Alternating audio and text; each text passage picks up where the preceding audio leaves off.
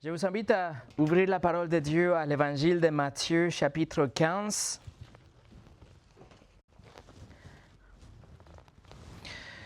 Nous ouvrons ensemble la Bible à l'évangile de Matthieu, chapitre 15. Matthieu, chapitre 15.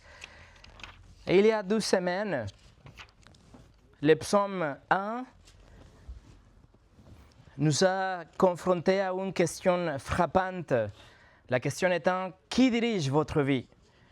Pas dans la théorie, mais vraiment dans notre vie quotidienne, les choix que nous faisons, les voies que nous écoutons, les chemins que nous allons emprunter, etc. Lorsque Dieu et la parole de Dieu dirigent votre vie, vous devenez comme un arbre. Nous l'avons étudié déjà. Un arbre qui est bien planté près d'un cours d'eau, enraciné, fructueux, durable. Mais lorsque le conseil du monde règne, là vous dérivez comme de la paille, légère et sans valeur et destinée au jugement. Ça, c'était il y a 12 semaines, le psaume numéro 1. La semaine passée, le psaume 2 a éloigné la caméra pour nous poser la même question, mais d'une façon différente. Le psaume 2 nous a amené à une scène cosmique, nous a posé la question, qui règne sur votre vie lorsque les nations s'agitent, lorsque les rois conspirent contre le Seigneur, contre le Messie. Et nous avons contemplé les puissances terrestres complotées, mais le ciel a ri. Parce que Dieu a installé son roi, nous l'avons vu, le Seigneur Jésus qui règne même aujourd'hui. Lorsque le roi de Dieu règne sur les nations, les rebelles, nous pouvons trouver un refuge en lui. Mais résistez et vous affronterez un bâton en fer. Et aujourd'hui, nous allons conclure cette petite trilogie en posant la question suivante dans la même optique. Mais aujourd'hui, la question est, quelles règles règnent dans votre cœur? Aujourd'hui, nous allons parler des règles. Est-ce que votre cœur honore la parole des hommes et les traditions au-dessus de la parole de Dieu? Parce que parfois, les traditions deviennent comme de nouveaux rois dans notre vie. Les traditions deviennent intronisées là où seul Dieu devait régner. Par exemple, les pharisiens, dans les jours de Jésus, vous savez, ils n'étaient pas des athées, ils n'étaient pas des gens qui ne croyaient en rien ou qui étaient contre Dieu. Non, ils étaient hyper religieux. Et pourtant, leur cœur était dominé par des traditions. Et les traditions annulaient la parole de Dieu. Cela vous semble familier? Les traditions que nous chérissons, les attentes familiales que nous ne sommes pas à décevoir, les normes culturelles que nous ne remettons pas en question, les habitudes même à l'Église, les habitudes religieuses qui semblent saines, mais qui éloignent le cœur de la vérité. Des choses que nous faisons même au nom de Dieu, mais qui vont à l'encontre de sa volonté et de la sainte doctrine et de la volonté révélée dans la parole de Dieu. Alors le psaume numéro 1 mettait en garde contre le mauvais conseil. Le psaume numéro 2 a exposé les rebelles et les rois déchaînés dans le monde. Et maintenant, Matthieu chapitre 15, notre texte, dénonce les rois les plus méchants de tous. La tradition humaine qui règne dans le cœur. C'est ce que nous allons voir aujourd'hui. Jésus va dénoncer l'hypocrisie et il va appeler à une seule règle, un seul roi, une seule parole pour répondre à la question qui règne dans votre vie, qui dirige votre vie. Est-ce que c'est la parole de Dieu, psaume 1? Est-ce que c'est le roi de Dieu, psaume 2? Ou est-ce que ce sont les règles des hommes qui règnent dans votre cœur?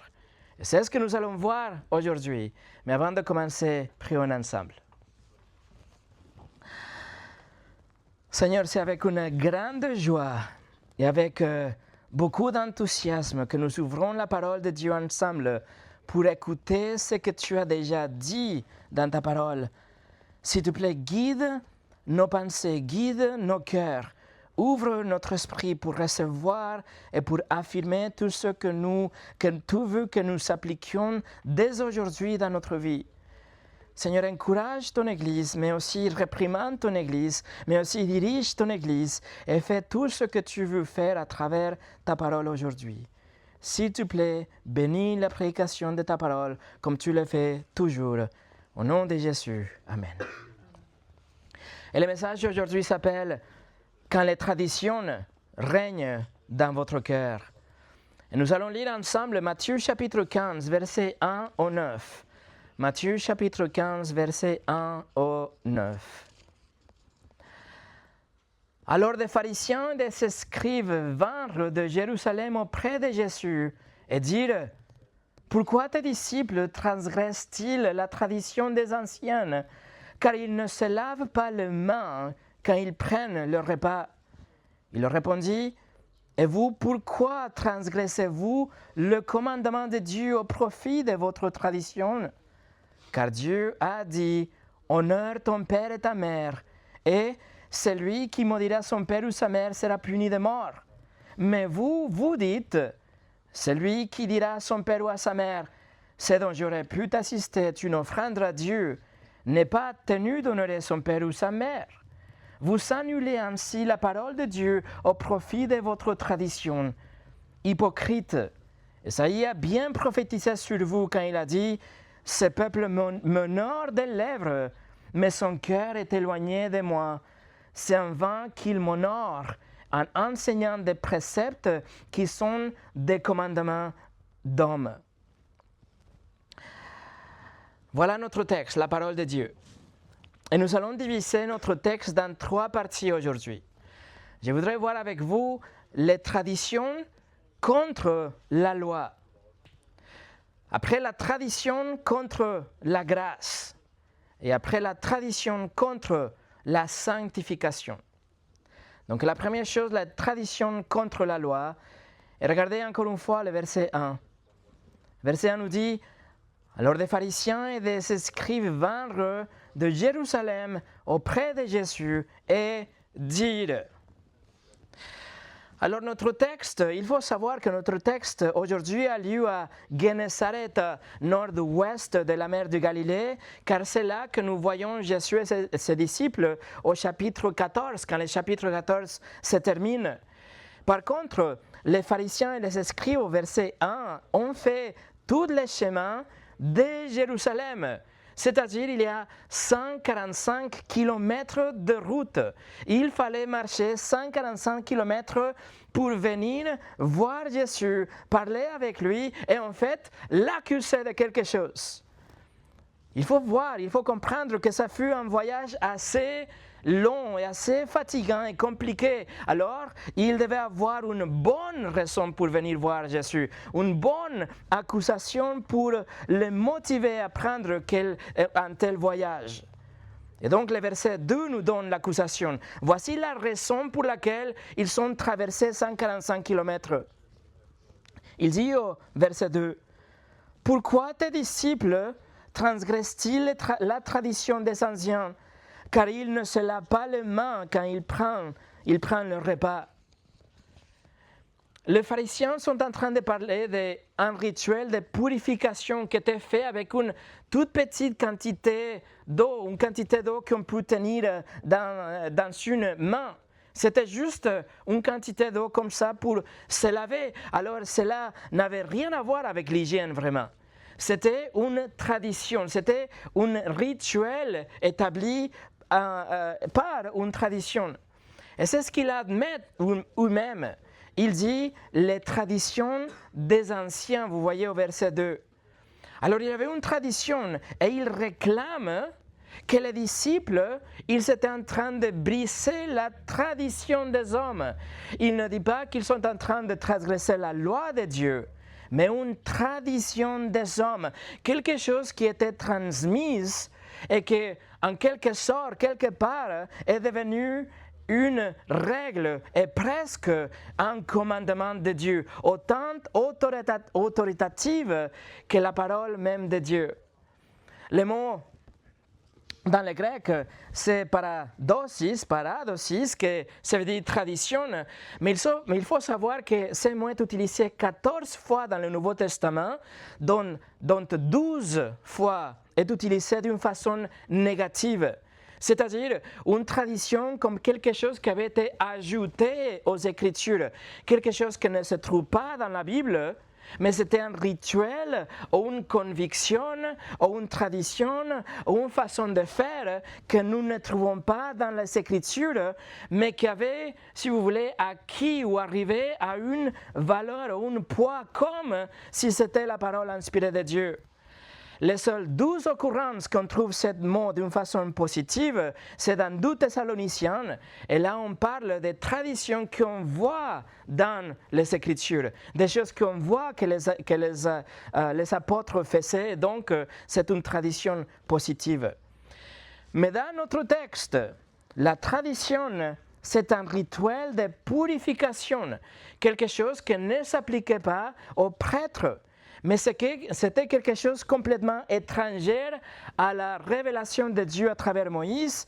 C'était une application non biblique d'un principe biblique ou d'une révélation divine. Et cette tradition était comme un poids ou une chaîne qui tenait emprisonné, si vous voulez, les gens. Une tradition. Selon le rabbin juif, il y a 613 commandements dans l'Ancien Testament, 613 commandements dans la loi de l'Ancien Testament, 365 commandements négatifs, des choses qu'il ne faut pas faire, et 248 de façon positive, des choses qu'il faut faire. Et comme si cela ne suffisait pas, à travers les siècles, les rabbins avaient ajouté et imposé leur propre interprétation de la loi comme si c'était la loi même. Ça, c'est le légalisme. Ça, c'est quelque chose de cruel. Ça, c'est la conscience des gens qui, soudainement, liés et attrapés par des règles faites par des hommes, par des convictions des hommes, par des traditions des hommes qui sont imposées sur les gens comme si c'était la parole de Dieu. Le peuple juif, ils sont ceux qu'ils s'appellent, en hébreu traduit, la Torah dans la bouche. La Torah dans la bouche, c'est-à-dire c'est un ensemble de traditions qui étaient transmises d'une façon orale, des règles, des traditions qui avaient été ajoutées à la loi de Dieu.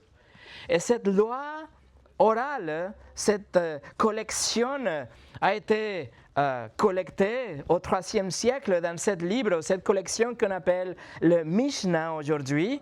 Et c'est vraiment une collection de traditions orales, à l'oral. Et en fait, 25% de toutes ces traditions qui sont collectées, ils parlent des rituels de purification qui sont en dehors de la loi de Moïse. Ce sont simplement des traditions que les rabbins avaient imposées sur les gens. Par exemple, le rituel de purification que dont le pharisien parle ici, dans notre passage de Matthieu 15, pouvait être fait avec une quantité d'eau comme ça, juste avec une quantité tout petite que vous pourriez avoir dans la main. Mais il disait aussi que si vous étiez au marché, alors là, il fallait avoir une immersion totale dans l'eau parce que vous étiez contaminé, si vous voulez, pour avoir traité avec les non-juifs de la ville. Mais ça, c'est juste une tradition. Ça ne trouve nulle part dans la révélation de Dieu. Mais ces gens qui suivaient les traditions, du coup, ils sont devenus fiers. Ils pensaient qu'ils étaient plus spirituels que les autres. Et vous voyez, maintenant, la tradition devient comme une marque ou comme une norme de spiritualité véritable, de religiosité, de justice, de montrer que vous êtes supérieur aux autres. Verset 3. Jésus, il leur répondit, Et vous, pourquoi transgressez-vous le commandement de Dieu au profit de votre tradition? Alors, regardez comment, juste comme les pharisiens avaient appelé cette tradition la tradition des anciens au verset 1, ici Jésus l'appelle votre tradition, vous voyez. Jésus est en train de reconnaître que c'est quelque chose que leur origine de cette tradition était en dehors de la parole de Dieu. C'était quelque chose fait par les hommes. Peut-être que les anciens étaient bien intentionnés au début, peut-être qu'ils cherchaient vraiment à être purifiés des choses de ce monde, peut-être ils ont pensé vraiment que cela plairait à Dieu plus, peut-être ils pensaient vraiment qu'il s'agissait d'une application valable de la loi ou un moyen pour pouvoir grandir dans la sanctification. Peut-être à l'origine c'était quelque chose de bien intentionné. Mais en ajoutant à la loi, ils sont en train de transgresser la loi. En ajoutant à la loi, ils sont en train en fait de soustraire de la loi. Pourquoi? Parce que maintenant leur tradition devient le standard de la sainteté. Maintenant leur tradition devient le facteur qui va déterminer la justice d'une personne, la ligne de démarcation entre le saint et l'impie, où le vrai croyant est celui qui est juste à moitié croyant, vous voyez. Cette tradition était tellement importante pour les pharisiens qu'ils ont voyagé 145 km pour venir et interpeller Jésus avec ça. Mais regardez verset 4 au 6, Jésus continue sa réponse.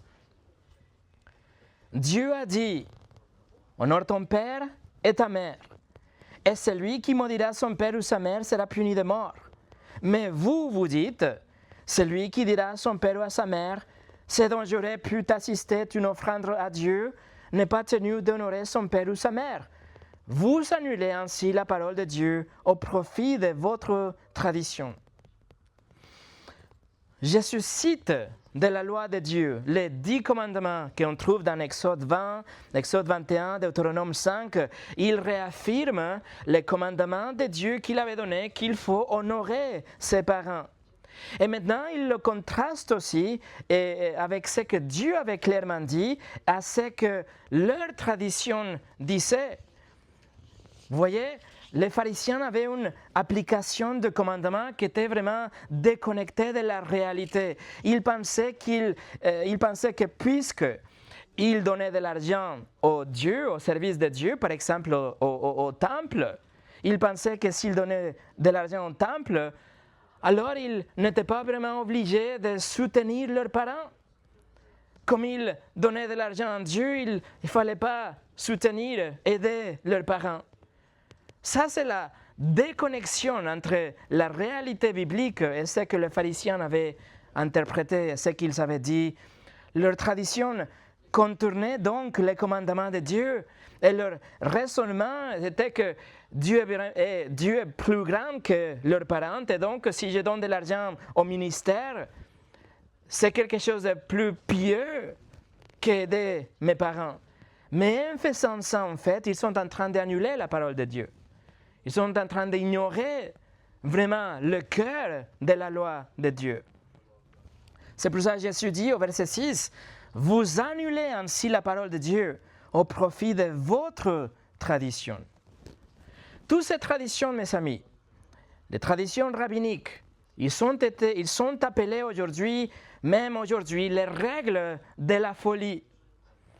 Ces traditions ont piégé le peuple dans une liste énorme, une liste sans fin de choses qu'il faut faire et de choses qu'il ne faut pas faire.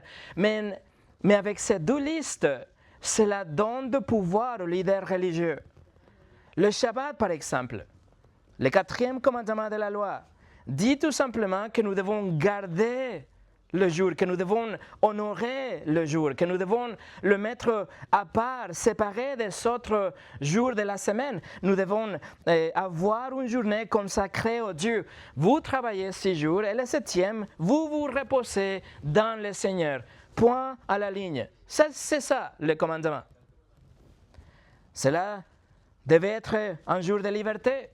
un jour de repos, un jour consacré pour Dieu, un jour de joie, un jour de ressourcement, un jour d'espoir, d'encouragement, de paix, de fraternité. En fait, ça doit être le plus grand jour de votre semaine, le sommet de la semaine, le jour le plus important de la semaine. Mais leur tradition en a fait le pire de tous les jours. Écoutez, ils disent, vous ne pouvez pas vous déplacer à plus de 900 mètres. Certains disent que vous ne pouvez pas faire plus de 1999 pas. Et si vous faites le pas numéro 2000, alors vous êtes en train de transgresser le Shabbat. Il dit que vous ne pouvez pas porter quelque chose qui pèse plus qu'une figue sèche ou une demi-figue, mais portée 2 fois. Il dit que si vous lancez un objet à l'air et que vous le recevez, vous l'attrapez avec l'autre main, le jour de Shabbat, c'est fait un péché. Mais si vous l'attrapez avec la même main, c'est OK. Si une personne est dans un endroit et cette personne tendait les bras par exemple, pour se nourrir, pour prendre la nourriture et manger, mais que le Shabbat vous rattrape comme ça, alors vous devez laisser tomber la nourriture avant que le Shabbat vous attrape. Un couturier n'a pas le droit de porter son aiguille. Un escribe n'a pas le droit de porter son crayon, son stylo. Un étudiant n'a pas le droit de porter ses livres. La laine ne pouvait pas être tentée, le feu ne peut pas être allumé, le feu ne peut pas être éteint, même si une maison qui est en train de brûler, même si des dommages matériels importants en résultent, vous n'avez pas le droit d'éteindre un feu. Rien ne pouvait être écrit, effacé, vendu, acheté, lavé. L'eau froide peut être versée dans l'eau chaude, mais l'eau chaude ne peut pas être versée dans l'eau froide. Et la tradition continue. Et les règles continuent. Et vous voyez comment ça devient vraiment pénible. Ça devient nuisible. Vous voyez à quel point ces traditions et ces règles faites par les hommes sont vraiment quelque chose de diabolique. Ce n'est pas étonnant que Jésus les réprimande. Il est en train de dénoncer leur tradition, leur rituel vide. Mes amis, c'est ça que Jésus pense des traditions des hommes quand elles sont exaltées plus haut que la parole de Dieu. Il dit au verset 7 au 9, il dit « Hypocrite ».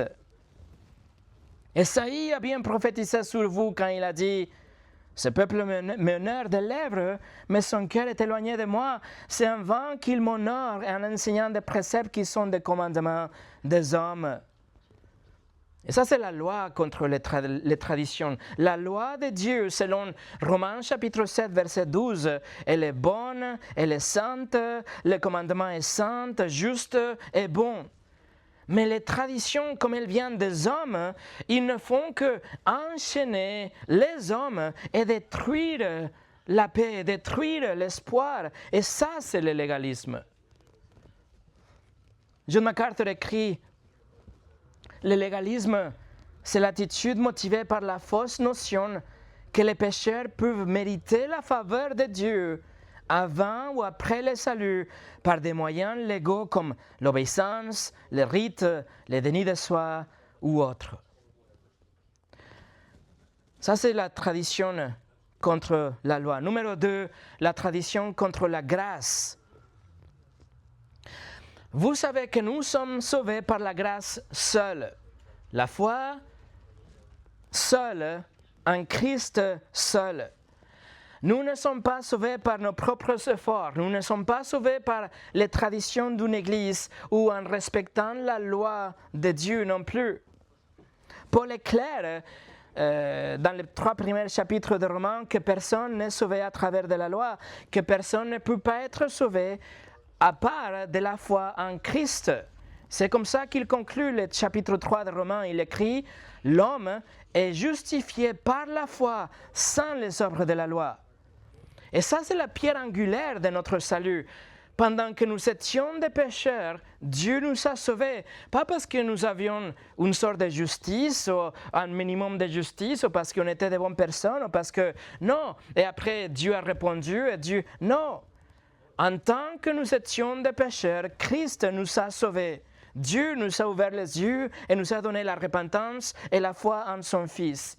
Mes amis, il faut comprendre et il faut nous rappeler qu'il n'y a absolument rien en nous, rien qui a persuadé Dieu de nous sauver.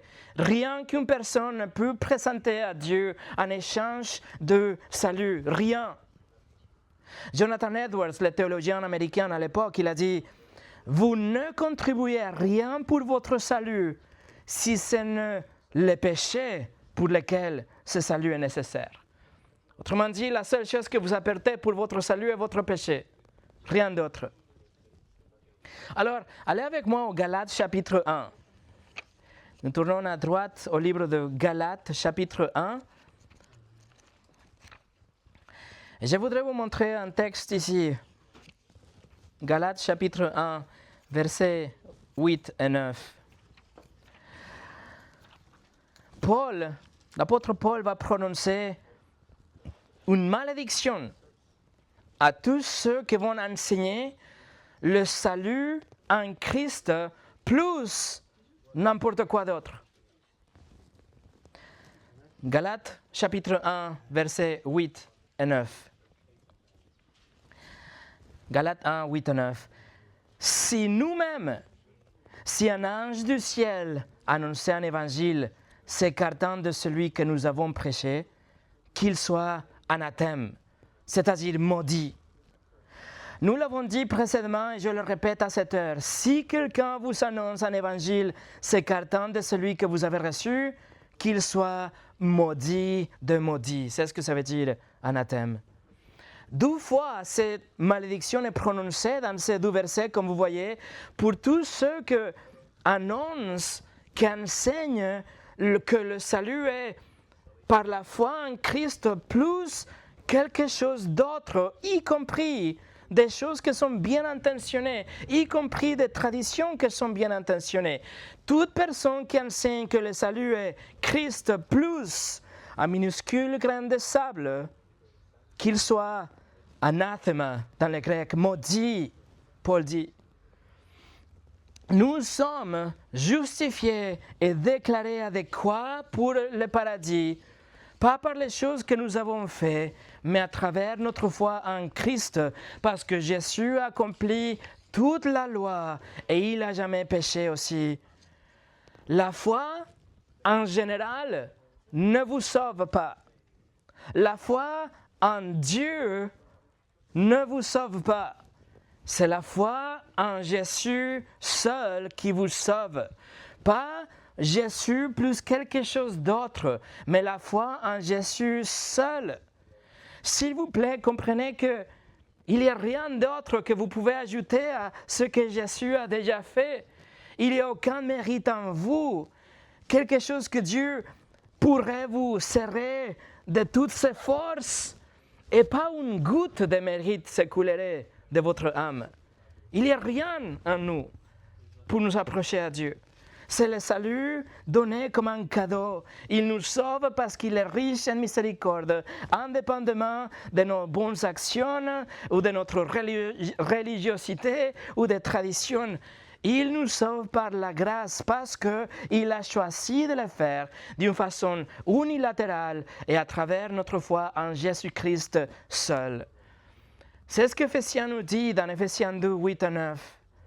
C'est par la grâce que vous êtes sauvés par les moyens de la foi. Et cela ne vient pas de vous, c'est le don de Dieu. Ce n'est point par les œuvres afin que personne ne se glorifie. Et ça, c'est la vérité de l'Évangile.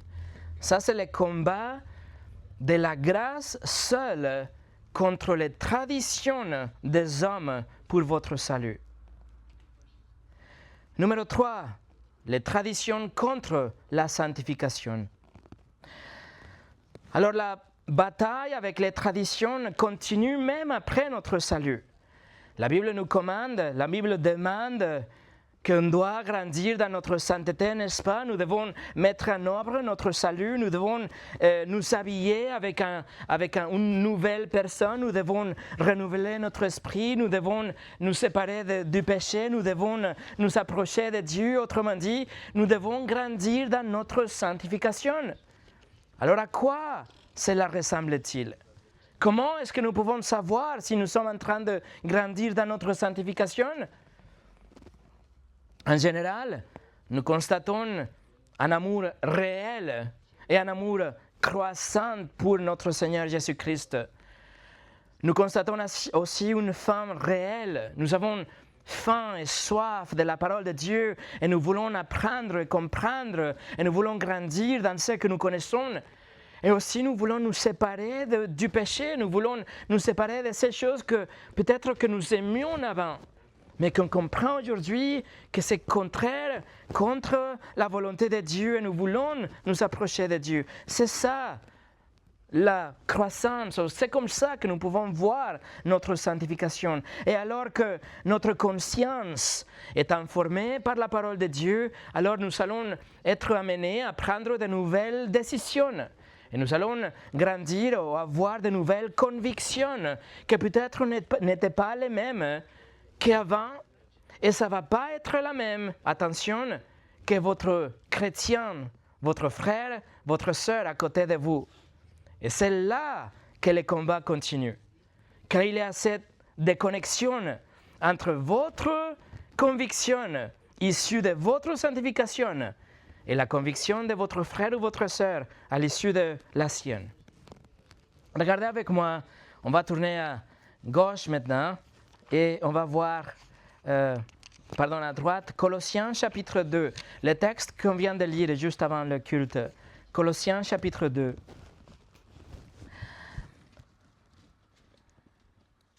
Regardez le verset 8, Colossiens 2, 8.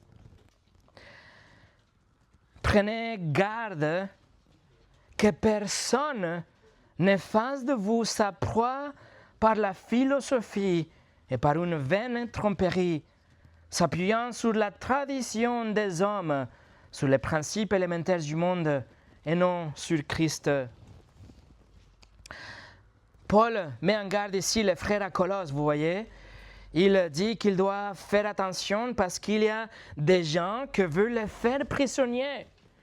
Et dans le grec, le verset commence, ici en français, vous voyez que commence avec « prenez garde », mais en grec, ça commence plutôt avec « attention », avec « soyez vigilante », avec « regardez bien, attention ». C'est un danger imminent que Paul est en train de nous dire ici.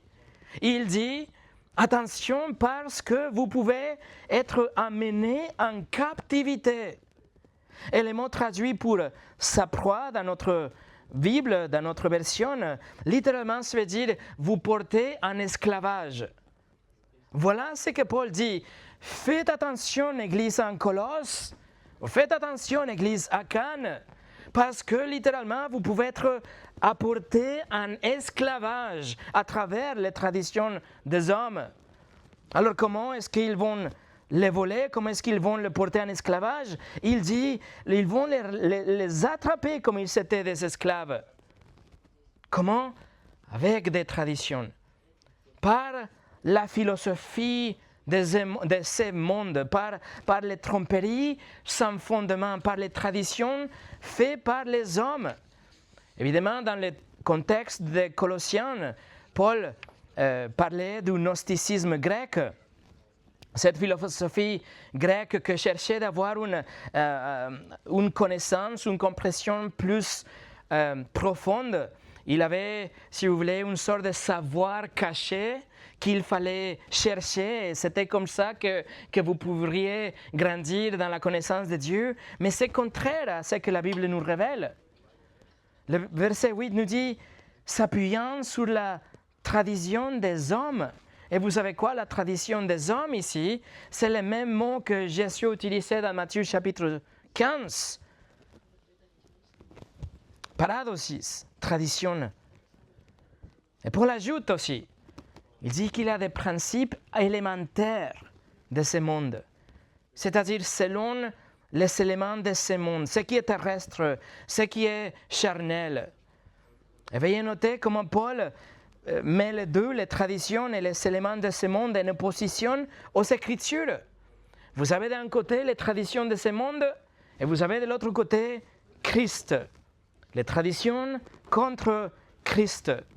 Ces faux enseignants, ils essayent d'ajouter aux Écritures leur propre tradition, leur propre conviction, leur propre philosophie, auxquelles Paul répond en appuyant l'alarme, le bouton d'alarme. Il dit, faites attention, faites attention.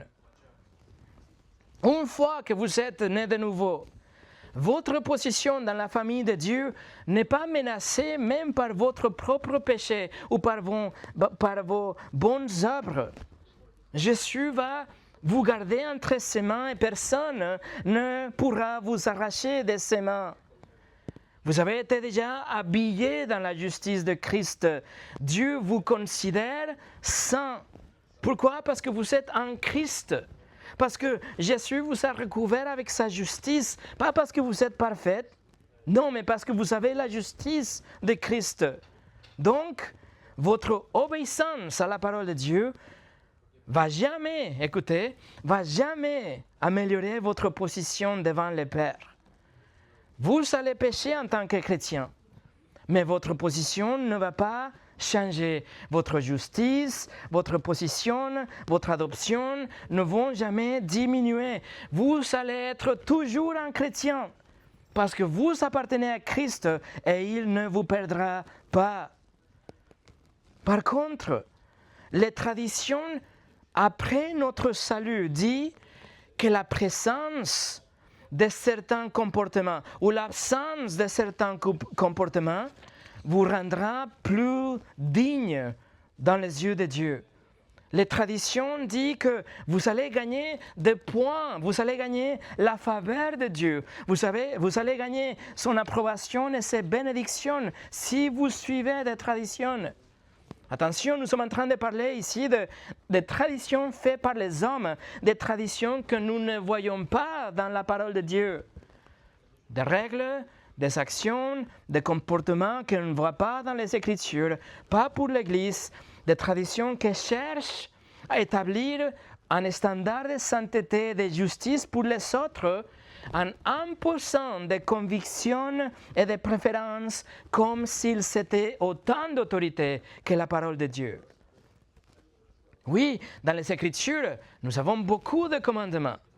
Même pour nous en tant que chrétiens et dans l'Église, oui, on a des commandements clairs, noir sur blanc, des exemples comment le chrétien doit vivre sa vie, comment nous pouvons grandir dans la sanctification. Oui, c'est clair. Par exemple, les 11 premiers chapitres du livre de Romains nous enseignent la doctrine, mais Romains chapitre 12 et par la suite, Paul nous instruit à offrir nos corps comme un sacrifice vivant. Et le reste du livre de Romains explique à quoi cela ressemble. Il y a des normes, il y a des critères, il y a des standards, il y a des règles que nous devons obéir. Mais même si nous pouvons obéir toutes ces choses, nous devons réaliser que c'est par la grâce de Dieu, que c'est la puissance de Dieu, que c'est l'Esprit de Dieu en nous qui nous habilite à pouvoir obéir et grandir dans notre marche, dans notre sanctification et vie chrétienne. Mais il y a des autres règles que nous ne voyons pas dans la Bible. Il y a des autres traditions, il y a des autres convictions, il y a des autres conclusions qui ont été élevées au niveau des Écritures, mais qui ne se trouvent pas en tant que commandement dans la Bible. J'ai entendu un ami de l'Australie. Il a raconté cette histoire d'une femme dans son église qui l'appelait en détresse. Lui, il est pasteur. Il appelait cette dame, l'appelait en détresse. Elle était vraiment alarmée. S'est exclamée que c'était absolument nécessaire que ce pasteur, mon ami, ait confronté une sœur en Christ de toute urgence. La raison, cette dame avait choisi de regarder la télé. Le légalisme après notre salut. Le légalisme prête attention aux traditions des hommes et convictions personnelles. Et on essaie d'appliquer ce type de conviction aux autres pour qu'ils puissent le suivre aussi. Nous fixons des normes pour la personne, mais la personne cherche à lier la conscience des autres et il exige de le suivre aussi. Cela peut être bien intentionné, mais c'est mal appliqué parce que le moment que nous prenons notre Bible et nous ajoutons notre opinion en tant que la façon qu'il faut vivre, nous ne sommes pas meilleurs que les pharisiens qu'on a vus dans les jours de Jésus. Leur tradition, leur sens de sainteté a créé cette vérité parallèle qui a été vraiment un piège, qui a retenu captif la conscience des gens, et en otage la conscience des gens. Et vous le savez, il y a des dominations entières qui ont été créées avec leurs propres traditions, lesquelles sont plus fortes que le texte de la parole. Qu'il y a des convictions qui sont plus lourdes que le clair enseignement de la parole de Dieu. Des églises ont été fragmentées parce que les membres, ils ont décidé de suivre une dénomination en lieu de suivre la parole de Dieu comme la priorité. Des familles ont été divisées parce que, par exemple, ça peut être que quelqu'un décide que c'est bien d'utiliser du rouge à lèvres. Ça peut être que quelqu'un décide que ce n'est pas bien de danser, que ce n'est pas bien de regarder des films, ou qu'il faut utiliser une certaine traduction de la Bible, ou que c'est OK de boire du vin, ou c'est pas OK de boire du vin, ou qu'il faut porter une jupe et pas un pantalon, ou qu'il faut faire l'école à la maison, qu'il ne faut pas fréquenter des piscines pendant l'été, etc. Comme si toutes ces règles avaient un rapport avec le royaume de Dieu. Rien à voir. Qu'est-ce que c'est plus facile? S'abstenir d'utiliser du rouge à lèvres ou de gérer votre orgueil, par exemple? Pensez à ça. Est-ce que c'est plus facile de se priver de regarder des films ou aimer vos ennemis? Renoncer à certains produits ou afficher dans votre vie le fruit de l'esprit.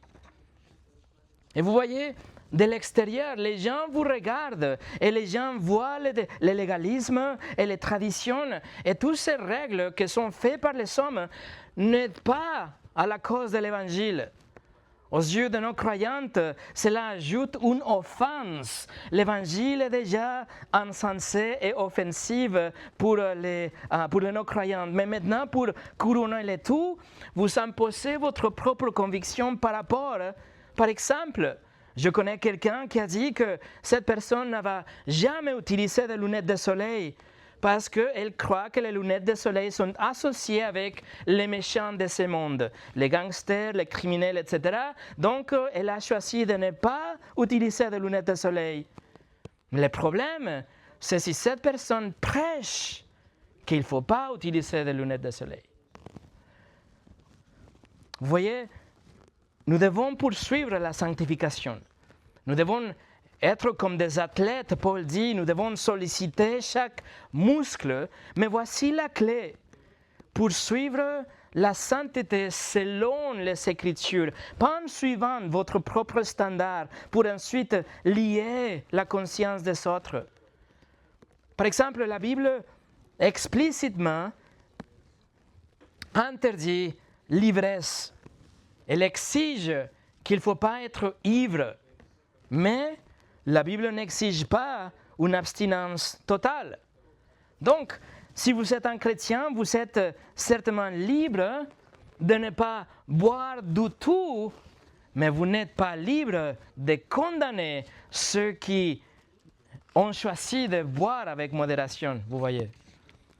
La Bible encourage la modestie dans les vêtements pour les hommes, pour les femmes. Nous devons faire attention de ne pas nous habiller d'une façon séduisante. Ça, c'est le commandement clair.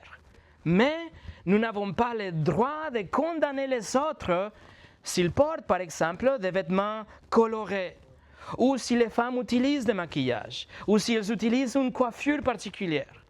Ce sont des préférences. Et la Bible ne nous parle pas de ça. La Bible condamne la convoitise charnelle, oui, le désir sexuel pour des hommes ou des femmes qui ne nous appartiennent pas. Ce sont des termes forts qu'on trouve dans la Bible. Mais le légaliste va utiliser ça, va prendre ça et va dire il faut s'abstenir de toute forme de divertissement. La télévision, l'Internet et tout type de film, parce que ça peut être aussi attirant vers l'aspect charnel.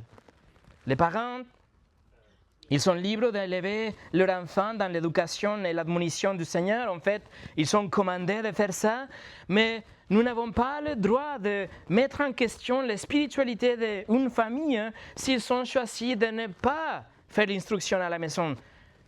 Maintenant, c'est différent, mais voilà, les principes restent. La Bible commande, par exemple, qu'on se réunit le jour du Seigneur. C'est un commandement, c'est clair. Si vous n'êtes pas dans l'église souvent, tous les dimanches, vous êtes en train de transgresser ça, c'est clair. Mais le légaliste va condamner quelqu'un qui, pour n'importe quelle raison, rate un dimanche ou ose regarder un match de foot le soir, par exemple, ou ose de jouer de Monopoly avec les enfants le soir, ou que sort manger quelque part au restaurant aussi après l'église. Ce sont des préférences, des convictions, vous voyez, un signe de légalisme, de cet esprit de légalisme. C'est une tendance de toujours regarder vers les autres et trouver ce que vous pensez que c'est mal dans la vie des autres personnes, selon votre propre opinion. Vous les jugez selon votre propre opinion, en lieu de voir ce qui est bien selon les Écritures et les encourager selon les Écritures. J'ai lu un témoignage d'une famille de missionnaires américains ici en Europe. Ils étaient vraiment contents chaque fois que leur église les envoyait un colis avec du beurre de cacahuète. Et voilà, c'est difficile de trouver ça là où ils étaient, donc ils étaient très contents de trouver du beurre de cacahuète. Mais il y avait une autre famille de missionnaires aussi dans le même pays qui considérait une marque de vraie spiritualité de s'abstenir du beurre de cacahuète.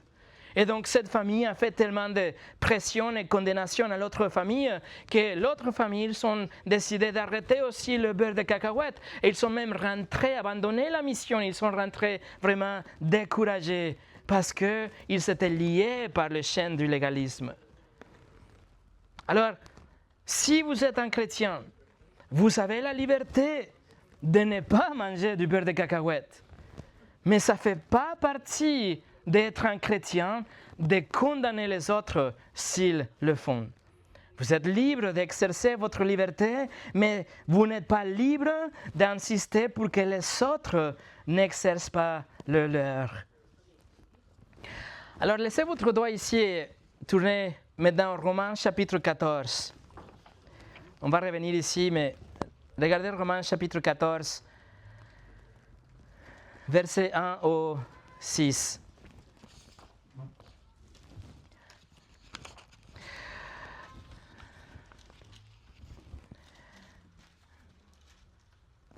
Romains chapitre 14, verset 1 au 6. Accueillez celui qui est faible dans la foi et ne discutez pas les opinions. Tel croit pouvoir manger de tout, tel autre, qui est faible, ne mange que des légumes. Que celui qui mange ne méprise point celui qui ne mange pas, et que celui qui ne mange pas ne juge point celui qui mange, car Dieu l'accueillit. Qui es-tu, toi qui juges un serviteur d'autrui? S'il se tient debout ou s'il tombe, cela regarde son maître. Mais il se tiendra debout car le Seigneur a le pouvoir de l'affermir. Tel fait une distinction entre les jours, tel autre les estime tous égaux. Que chacun ait en son esprit une pleine conviction. Celui qui désigne entre les jours agit ainsi pour le Seigneur. Celui qui mange, c'est pour le Seigneur qu'il mange, car il rend grâce à Dieu. Celui qui ne mange pas, c'est pour le Seigneur qu'il ne mange pas, et il rend grâce à Dieu. Ce texte nous parle de cette liberté chrétienne que nous avons. Nous sommes transformés par la parole de Dieu dans les mains du Saint-Esprit et notre conscience est informée par les Écritures. Et nous prenons des décisions dans des domaines que ne sont pas nécessairement condamnés ou interdits dans la parole de Dieu. Alors nous n'avons pas le droit d'ajouter nos propres opinions à la parole de Dieu et attendre que les autres vont suivre. Nous ne pouvons pas ajouter à la parole de Dieu. Nous ne pouvons pas enlever de la parole de Dieu comme on a été instruit dans Deutéronome 4 et Deutéronome 12. Paul écrit aux Corinthiens aussi, en Corinthiens 4, 6, « Apprenez à ne pas aller au-delà de ce qui est écrit et que nul de vous ne conçoive de l'orgueil en faveur de l'autre contre l'autre, de l'un contre l'autre. » Alors, si nous allons au-delà de ce qui est écrit, alors nous devenons arrogants, nous pensons que nous connaissons mieux, nous sommes dans une position de supériorité et alors nous allons ajouter à la parole de Dieu. Mais ça, ce n'est pas ce que nous devons faire. Alors, nous sommes des chrétiens par la grâce et nous continuons à grandir par la grâce. Mais parfois, nous avons le sentiment que si nous n'avons pas prié assez, nous ne sommes pas bien, nous ne sommes pas vraiment des chrétiens. Si on n'a pas assez évangélisé, Dieu ne va pas nous donner sa faveur. Dieu est sûrement déçu avec moi parce que je n'ai pas lu assez la Bible ce matin. Dieu va me refuser sa faveur parce que je n'ai pas fait assez. Mais vous voyez comme ça, c'est contraire à la grâce. Vous voyez le combat contre le légalisme, encore une fois. Vous voyez comment les traditions et même votre propre conviction détruisent la joie. Le légalisme va venir pervertir l'espoir et les traditions viennent nous emprisonner comme Paul écrit. Alors nous devons reculer, nous devons apprécier la grâce et nous devons nous rappeler que rien de ce que nous faisons dans notre vie va inciter ou incliner Dieu dans une façon particulière pour qu'il agisse dans notre faveur ou pas. Mes amis, je vous offre des paroles d'espoir vraiment. Je vous donne un message que je pense que c'est vraiment libérateur. Maintenant que vous êtes sauvés, il va vous garder sauvés et il va vous donner sa faveur en raison de Christ, pas grâce à votre performance en tant que chrétien. C'est grâce au mérite de Christ. Et pour finir aujourd'hui, revenez au Colossiens chapitre 2. Colossiens 2, versets 16 et 17. Colossiens 2, 16 et 17. Que personne donc ne vous juge au sentiment de manger ou de boire, ou au sujet d'une fête, ou d'une nouvelle lune, ou de Shabbat. C'était l'ombre des choses à venir, mais le corps est en Christ. Et vous voyez, Paul sonne l'alarme encore une fois. Il nous dit que personne ne vous juge au sujet du manger ou du boire ou des jours, de ce que vous considérez comme des jours ou la nourriture que vous pouvez manger, etc. Ce sont vos convictions. Mais vous ne pouvez pas juger quelqu'un d'autre. Aux États-Unis, il y a ce qu'ils appellent une secte qui s'appelle the Church of Wells, une secte située à Wells, au Texas. Ils changent leur nom selon leur localisation, leur localité. Par exemple, s'ils viennent ici, ils vont s'appeler l'église à Paris ou l'église de Cannes ou quelque chose comme ça. Enfin, ce qu'ils font, c'est qu'ils viennent, ils s'installent dans une ville et après ils se séparent.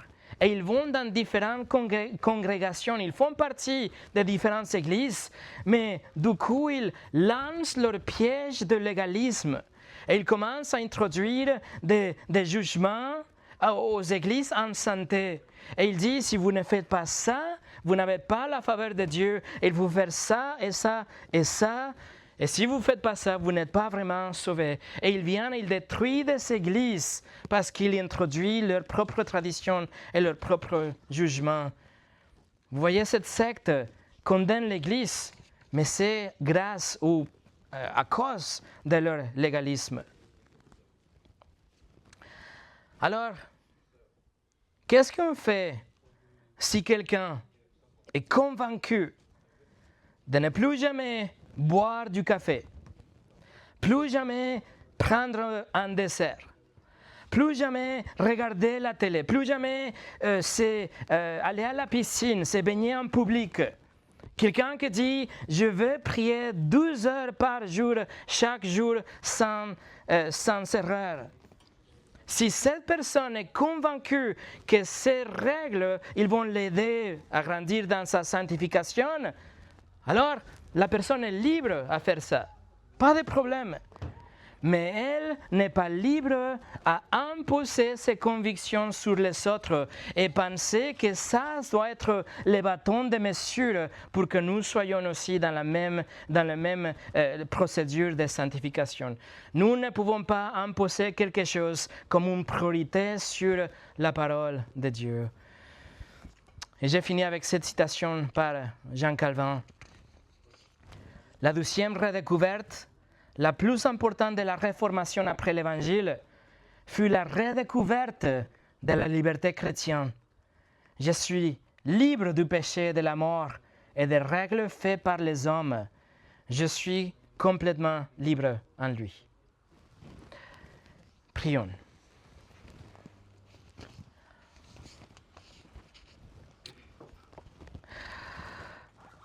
Seigneur, nous te remercions pour la liberté que nous avons en toi et pour la façon dont ta grâce non seulement nous a sauvés, mais continue à nous faire grandir aujourd'hui. Que c'est grâce à ta grâce que nous sommes pardonnés, que nous sommes tes enfants et que nous pouvons continuer dans ce parcours chrétien où tu nous as placés en ce moment. Seigneur, je prie que ça soit ta parole qui va régner sur nos cœurs. Que ça ne va pas être des règles des hommes qui viendront nous enchaîner à des convictions des autres personnes ou des règles imposées, mais que ce soit vraiment ta parole et des convictions personnelles qui viennent nous libérer de ce piège du légalisme et des règles faites par les hommes.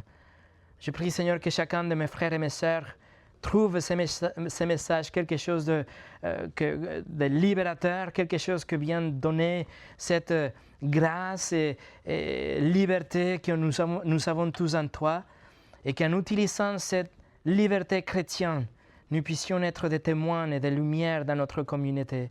Bénis mes frères et mes sœurs, et qu'ensemble, Seigneur, nous puissions montrer aux autres qui règne vraiment nos vies. Au nom de Jésus. Amen.